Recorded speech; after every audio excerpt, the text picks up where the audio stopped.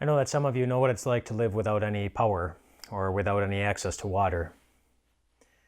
I know that some of you are living that right now because of a hurricane, because it's your normal everyday.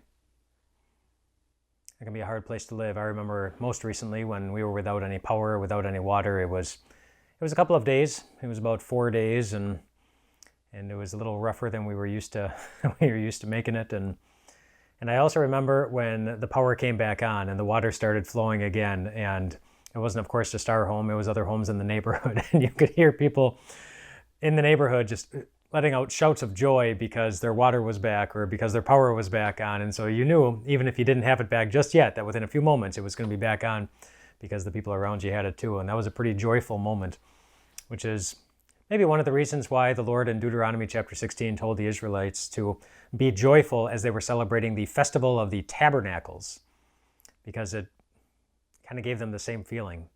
The festival of the tabernacles was a festival that was designed to help them remember what it was like to live in the wilderness. As they were in the wilderness, after they were set free from slavery in Egypt and before they got to the promised land, they of course were living in tents in the wilderness.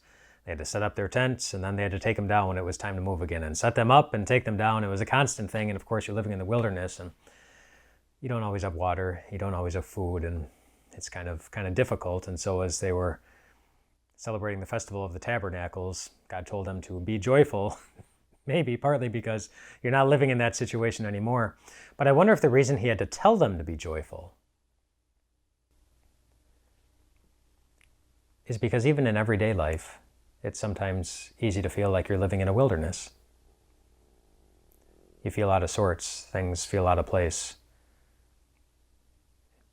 Things are missing. Life isn't as easy as you'd like it to be. That happens in everyday life, even when the power's on, even when the water is flowing. It happens to everyone. Well, if that's where you happen to find yourself right now, if things just seem off or uncomfortable or even painful, 2 quick reminders.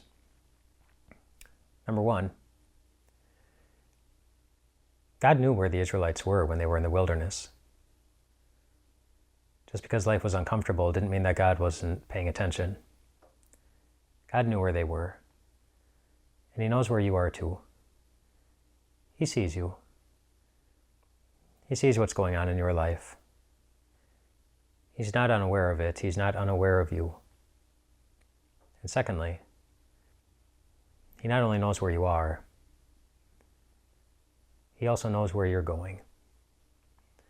The Festival of the Tabernacles wasn't just a reminder of a time in their past when they had lived in the wilderness in movable tents, a place where they didn't have to live anymore. It was also a reminder that our present, in many ways, is a wilderness. It's not the place where we're going. It's the place where we are, but we're going to a far better place, a far better home. As the book of Hebrews says, it's a better country, a heavenly one. As the book of Revelation says, it's a place where God wipes away every tear from your eyes. And there's no more death, or crying, or pain. Nothing but perfection. It's the home that Jesus won for you. And the God who knows exactly where you are.